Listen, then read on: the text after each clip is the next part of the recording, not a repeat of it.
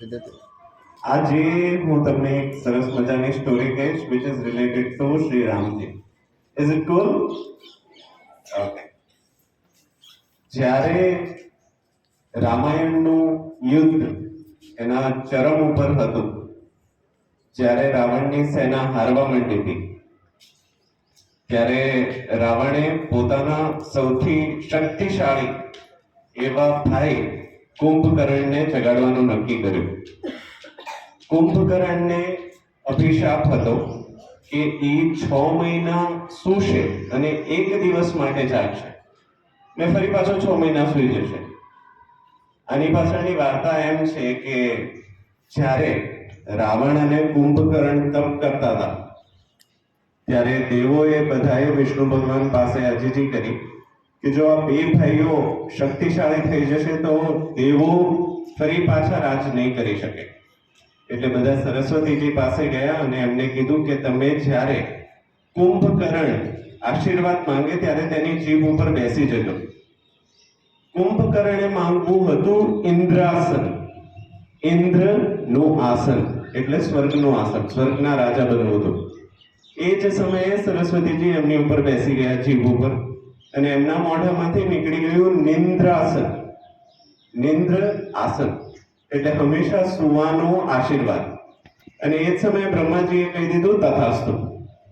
રાવણે પછી આજીજી કરી કે હંમેશા સુવાનો મતલબ મૃત્યુ થાય છે, તમે મારા ભાઈ સાથે આવું નહીં કરો, તમે એને આ રીતે એનો તમે તપનું આ રીતે ખરાબ ફળ નહીં આપો.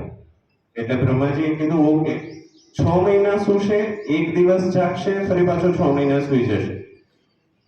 હવે જ્યારે યુદ્ધ હારવાના સમયે રાવણ કુંભકર્ણને જગાડે છે ત્યારે કુંભકર્ણ જાગીને રાવણને કહે છે કે શું થયું? એટલે રાવણ કહે છે આ રીતે મેં સીતાનું હરણ કર્યું હતું અને હવે રામ દ્વારે છે અને વિનાશ નક્કી છે. તો બોલો તે સીતાનું હરણ કઈ રીતે કર્યું? તો બોલ્યો મેં એક સાધુનો અવતાર લીધો અને પછી સીતાનું હરણ કરીને હું એમને અહીંયા લઈ આવ્યો ચીટિંગથી.